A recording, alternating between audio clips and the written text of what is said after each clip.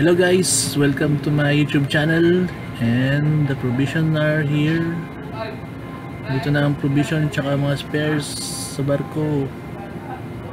Umpisahan na ang palitan ng mga pyesa.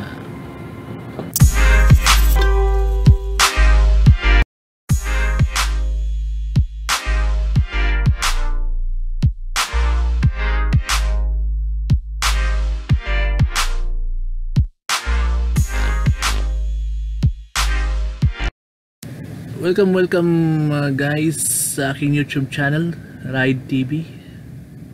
And for today's vlog ay magpapalit tayo ng module sa may turbocharger revolution counter para sa ating main engine. May konting pagkakadiferensya lang sa dumating na pyesa para sa ating turbocharger revolution counter module, dahil hindi siya exactly galing sa maker and same ang specs na binigay.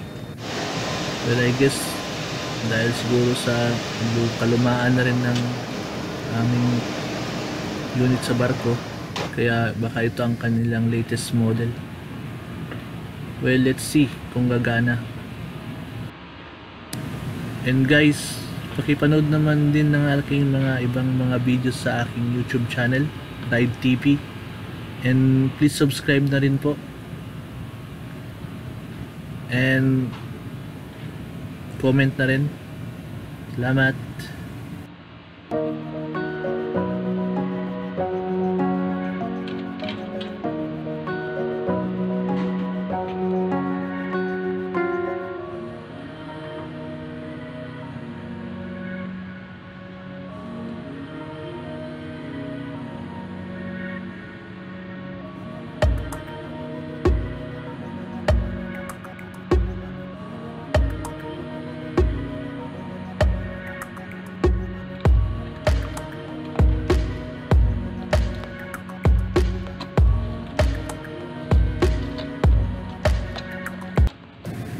So ito nga siya guys, makikita nyo na iba ang kanyang specs. Do mayroon pagkaroon sila ng similarity, but meron din pagkakaiba.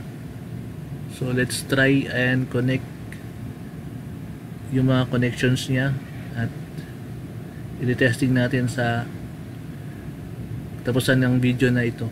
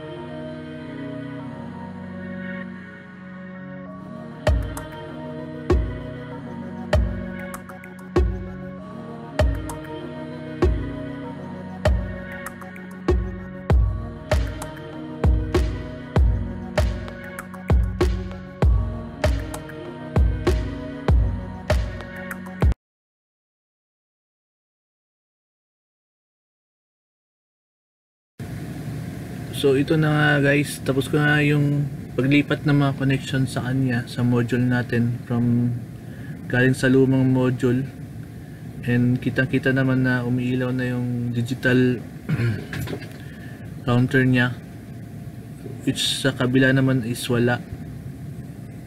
So susubukan na yan pag takbo na ng main engine natin sa makina. So far okay naman yung digital niya, so susunod na rin dyan yung kanyang analog sa panel niya. Guys, paki-like naman ng video, comment na rin and share, and hit also the notification bell para updated kayo sa mga latest na videos na aking gagawin, and paki-subscribe na rin po. Salamat po sa panonood.